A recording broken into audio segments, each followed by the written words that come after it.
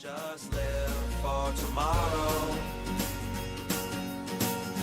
or just live in yesterday. Just be glad for all you have that's in today. Hey everyone, Connie here, and welcome to my blind reaction to the final two episodes of She-Ra Season 4.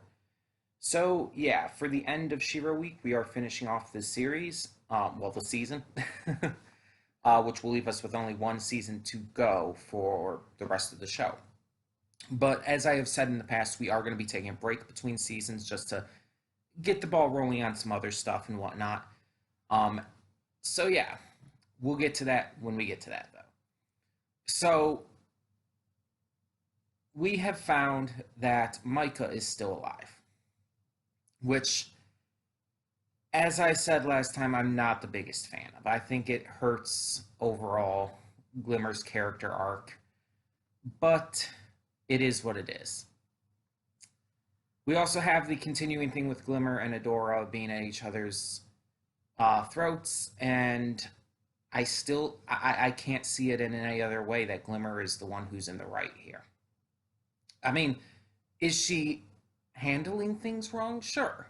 Could she be, like, just doing it better and figuring it out smarter? Yes. But to be fair, let's look at the facts here. She's not getting any support from anyone. All of her friends are abandoning her and treating her like a pariah, basically. It's not completely her fault that she's not handling it well. I don't blame her for a second for how she's struggling with this, considering how everyone's treating her. And this has been happening pretty much the entire season. Basically, since she became queen, everyone's been treating her differently. As if she needs to be coddled, as if she needs to be led. Which is funny and kind of ironic, because prior to becoming queen, prior to Angela's death, she was treated with respect and reverence by her friends. She was treated like a member of the squad, as someone who could handle herself, as someone who was valuable. It was after she became queen, when she needed to be treated that way, that she wasn't. It's ridiculous. And especially with Adora blatantly betraying her in the last two episodes and doing what could rightly be considered treasonous. It's just, Adora's in the wrong here. Even if their plan even if their plan is for good intention, which I do believe it is, and I'm not saying like I hate Adora as a character or anything,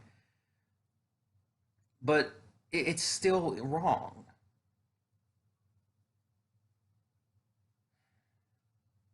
If she had been, if Adora and them had been giving Glimmer the benefit of the doubt, had been listening to her, and had been willing to actually talk things through with her rather than just blatantly tell her she's wrong and blatantly tell her that she's an idiot or whatnot, basically, then this could have all been avoided. They would have still taken proper precautions on everything, but Glimmer would be allowed to showcase that she is the queen and that she, believe it or not, knows what she's doing.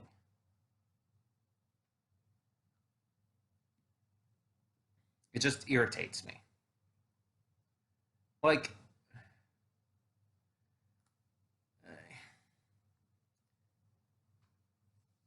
and I understand how dangerous the heart of Etheria is as a weapon.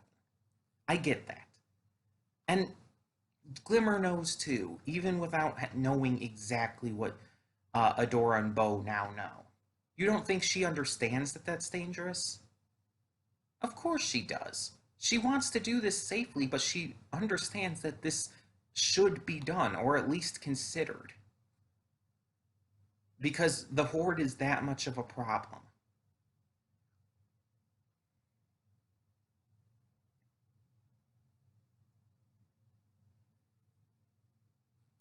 But I'm not going to ramble on for too long about that this time. I've already done enough of that. um, Either way, they found Micah, they found Entrapta on Beast Island, which, for its name, it seems like very much a misnomer. Like, yes, there's some creatures on it, but it just doesn't seem very beastly. For an island called Beast Island, you would think it would be a lot more wild and untamed and stuff. But it's this island made up of mechanical first one scraps that has a couple like creatures on it that all in all just are kind of a letdown. It just doesn't live up to its name, or honestly, all the build up it got. It really does not. Uh,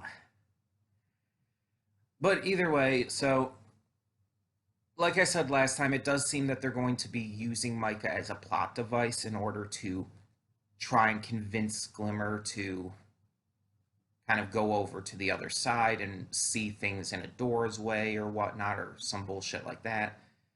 Um, which is going to be really disappointing and going to be one of the show's bigger missteps. But like I said before, even the best shows have bad moves. No show is perfect. So, yeah. As for where this season is going to fully end, I think it's probably going to end with Horde Prime coming, like actually arriving. That would be my guess. That would make the most sense to me. Um, because it's been mentioned multiple times now that Horde Prime is coming soon. So I think the season's going to end with Horde Prime coming through, and from there, who knows? I don't know if Catra's actually going to turn around and be redeemed by the end of this season or not, by the end of these two episodes. I'm kind of thinking not. I'm kind of thinking that's going to happen during the course of the final season.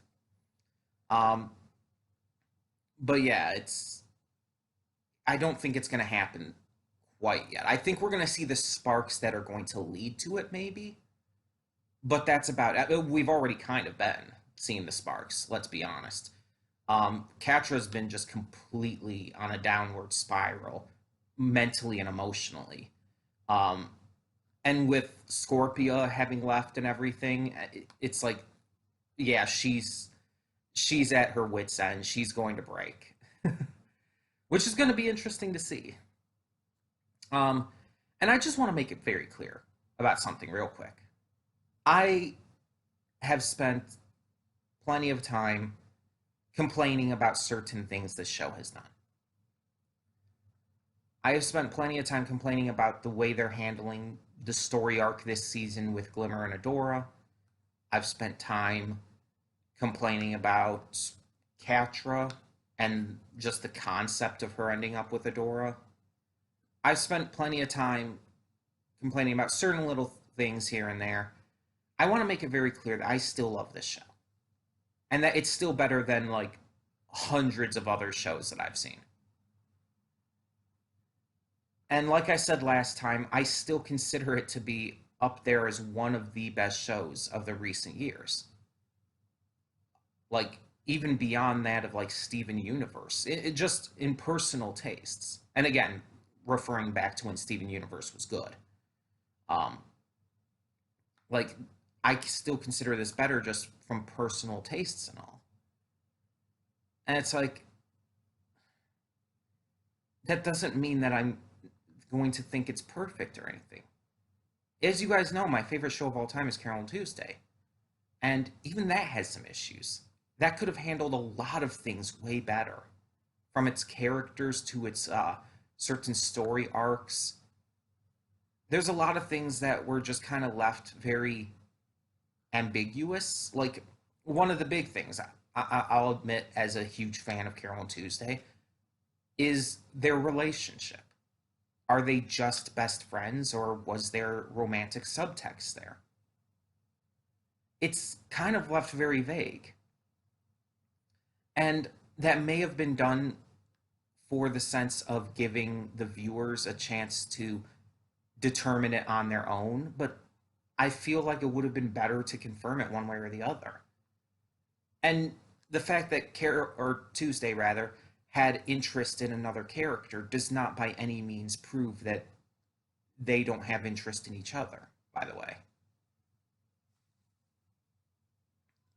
But yeah, it's like, was there romantic subtext there? I personally thought there was. I personally thought there was a lot of it. And a lot of other fans I've heard have thought the same. That there was extremely high romantic subtext between the two. But that they didn't take it anywhere. Or, again, even at least just address it. And that's not the only thing. There were also just other plot points that I felt could have been explored more. Like Carol's past. Like, the stuff with her father was explored very briefly, to be honest. Um, but the point is, before I go off on another tangent, this isn't the Ramble Rouser videos. The point is that I just feel like every show has room for criticism. Every show, well, is not perfect. And we shouldn't treat them as if they are just because they're our favorite shows or we love them or whatnot. We need to acknowledge their flaws. And yeah, even though I love She-Ra to death, I acknowledge it has flaws. It has some story arcs that just aren't handled right. It has character arcs that aren't handled as well as they could have been. It's not perfect. But at least so far, it hasn't like completely fucked itself over like Steven Universe or Star Versus, where it's like, oh yeah, it goes from just having some issues here and there to just fucking everything up because why not? To just ruining the entire plot and like turning its back on everything it stood for. That one was mostly directed at Star Versus, but you get the point. So as I said last time, I'm just really hoping that She-Ra doesn't end the same way, that it doesn't ruin everything. But honestly, with the path it's headed on, with clearly what is going to be the final arc of this series, in regards to the fight against Horde Prime, I don't think it's going to. I think the only way they could, at this point, make a really bad decision with that would be to try and redeem Horde Prime, which would be just ridiculous.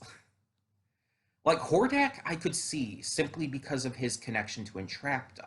I could see that working out to redeem him somehow. Plus the fact that he's a clone of Horde Prime and is considered a failure and all of that jazz. So I could see that being able to redeem him, possibly. Catra definitely going to be redeemed. Like, that's not even a question. She was always going to be redeemed. I'm a little confused that it took this long, to be fair, but yeah. All it served to wait this long to redeem her was to make her more and more abusive and terrible. Which I guess will make her redemption matter a little more, but it's really tough to say. But yeah, we'll see. Either way, yeah, I don't know what these 2 episodes are going to bring us. I don't know how this season's going to end, but just as a reminder, as for what will be replacing She-Ra in the rotation, we will be moving on to Infinity Train, which I have been wanting to check out for quite a while, but I'll talk more about that in the afterthoughts. In the meantime, we're just going to get started and hope for the best with these 2 episodes. So, when the screen fades to black, pause this redirect and go to the description below. Follow the link to the reaction, and after you watch it, come back here to the redirect and resume play. Because after it fades to black and then fades back in, everything from that point forward will be my afterthoughts and will contain spoilers to the episodes. So, that being said, thank you so much for tuning in, and I will see you at the reaction. Okay, and we are back, and we'll begin with spoilers in 3, 2, 1, now. Okay, so shit went down, and before anything, I do want to discuss one important aspect. Um, because I forgot to mention it in the pre-thoughts, and I want to make it clear here. When I've been sticking up for Glimmer and everything, and saying that she was in the right in this argument with Adora and everything, I stand by that. But that was prior to her choosing to trust in Light Hope. Now, granted, she doesn't know that Light Hope was the bad guy. She didn't know that. She had no reason to know that. But she also had no real reason to trust that that was the right decision to make. That was kind of a spur of the moment, really random decision on her part that felt like it was a desperate attempt rather than anything to prove herself as right. Because all her friends and everyone had abandoned her and kind of betrayed her, she felt a desperate need to prove that she was right. So, by doing so, or in order to do so, she basically went over Adora's head. Granted, she's the queen. Dora's ranks under her still. But she just ignored everyone else and went to Light Hope instead. And chose to trust Light Hope's views of it all over anyone else's. And I was saying in the reaction, if she had continued to just listen to Shadow Weaver, none of this would have happened. And I stand by that. Because Shadow Weaver clearly turned herself around and has become a good guy. Whether for the sake of preservation or not, it doesn't matter. Although I think it's more due to the fact that she felt betrayed by the Horde, by Hordak. So yeah, she has definitely turned around, and she was genuinely working with them to try and make things right and win the war. But Glimmer, admittedly, due to her desperation, made it worse. However, you have to realize that this desperation only happened, this desperate move only happened because no one would listen to her, no one would trust her. Her friends abandoned and betrayed her. Her best friends, Bo, who she's been best friends with pretty much her entire life, and Adora, who has become insanely close with her since they met, both of them betrayed her. Not only just betrayed her trust, but betrayed their friendship. They refused to listen to her, refused to even hear her out. Mostly Adora, to be fair. But the point is that because of that, she became desperate, and that is what caused her to trust in Light Hope more than anyone else. So, really, it's still kind of Adora's fault. And then there's the stuff with Catra and Hordak. So Hordak has finally come to realize Catra's betrayal, and yeah, by attacking her and everything, it's very clear that she was kind of no longer welcome as a member of the Horde. And yeah. So I was thinking, at that point, okay, so she's going to be forced to realize her mistakes and come to join the good side. But then at the end of these episodes, she just starts to work for Horde Prime instead. And again, this might be just another example of doing so because of self-preservation. Because she understands that Horde Prime is much worse than Hordak, and that he can actually back up shit. He can back up his words. Hordak's kind of a little bitch. But Horde Prime, not so much. So she's probably scared, and so she doesn't know what else to do. She did give Glimmer a look at the end there. It was she looked afraid. And Glimmer hadn't really been saying or reacting to anything Horde Prime had been saying because, yeah, she's probably terrified as well, plus having realized her mistake in trusting Light Hope. And I like that too. when she admitted about being wrong, it was specifically in regards to Light Hope. I like that because that's what she was wrong about. So, yeah. Um, Meanwhile, because Glimmer had gotten Scorpia on board and gotten her to connect with the Runestone, which unlocks Scorpia's like electrical shockwave powers, which is pretty interesting. It's like all the princesses connected to the Runestones have their own set of powers, and it's like, yeah, we knew Scorpio was a princess, and we knew she was the Black Garnet princess. So it's like she never really had any powers though. So it's like always kind of wondered deep down. It's like, okay, what would her powers be if she did have that connection? And now we know. So yeah, and I think it's fitting. I think it works. I have no issues with it at least. um, so yeah, but since that all happened, Light Hope was able to transport Etheria outside of Despondos back into the wider universe, which in turn allowed everything to go to shit, basically. Because now that they were able to transport out into the wider universe, Horde Prime found them. And it's very much implied that that would not have happened, that Horde Prime would not have been able to get through. Because he said himself, like, they couldn't place the signal. They couldn't figure out where it was coming from. It's very likely that Horde Prime would have never been able to find out. If they had stayed in Despondos, Horde Prime would have never come through, would have never been able to come through, and would have never been able to attack them. So yeah, that's interesting in its own right. But yeah, so they were transported out, and Horde Prime is just instantly invading. So that's fun. That's fun. And Adora, in order to stop everything, had to break the sword and destroy the transformation aspect of She-Ra. She said she noted it as She-Ra being gone, but like was mentioned in the Hero episode, as Raz said, it's like that sword doesn't make you She-Ra. The sword creates the transformation and everything. The sword allows the channeling of power for sure, but as Raz kind of put it,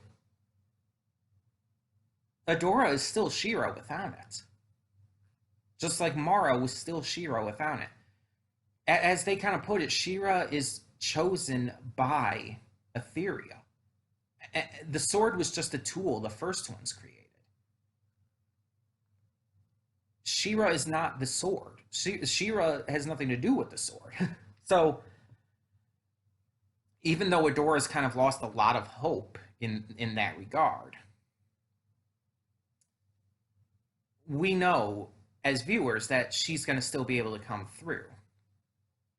And that she's still going to be able to be She-Ra in her own way, in a different way. So this is going to be interesting to see exactly how this goes.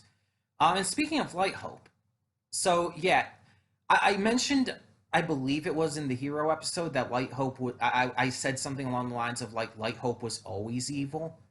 In regards to all this, and someone I think pointed out in the comments, like it's like no, it was kind of made clear that she's been like reprogrammed and shit. And it's like, yeah, you're actually kind of right.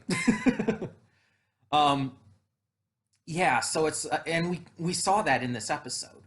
The two sides of Light Hope fighting for control. The side that was Mara's friend, the true Light Hope, the Light Hope that was her own personality, her own person.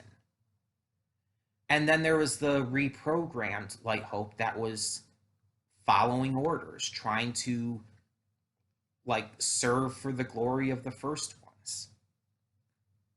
So there were two different Light Hopes there, and Mara's friend had been trying to break through the entire time. And because of Adora's words and actions, she was finally able to. And she was able to hold off the reprogrammed Light Hope enough in order for Adora to break the sword. It was a last ditch attempt. It was the only thing she could do to stop this at this point.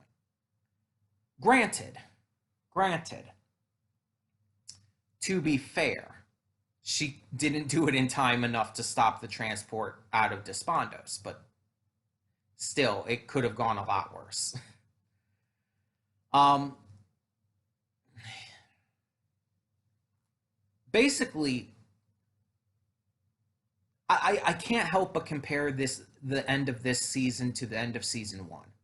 The end of season one was a major triumph. The Princess Alliance had come together, and they defeated the Horde, and everything was like just amazing. It ended off like this. There was this big rainbow and everything. It was like this big, triumphant, powerful. And you're about to hear the dog barking because the male person's here. This big, powerful, triumphant finale. Told you. She'll stop in a moment once the male person heads off. Right? But yeah, it was this big triumphant finale. It was this big victory. And in this season, it ends off with the complete opposite. Everything is fucked. They have lost in every sense of the word. They have failed. Horde Prime is there. They are no longer in Despondos. The sword that allowed Adora to channel the powers of She-Ra is broken, is gone. Everything has gone to shit. Just like the season one finale was their big victory, their big triumphant victory, this is their big loss. And I don't know if this was intentional. I don't know if this parallel was intentional between the two. But even if not, it's still there and it's still very apparent. And either way, it's a big deal because now we're heading into the final season. Again, I'm going to be reacting to some other stuff first, but we're heading into the final season, and like there's going to be an insane amount of work that has to be done to fix all of this. Not only to just generally defeat Horde Prime, but to fix everything.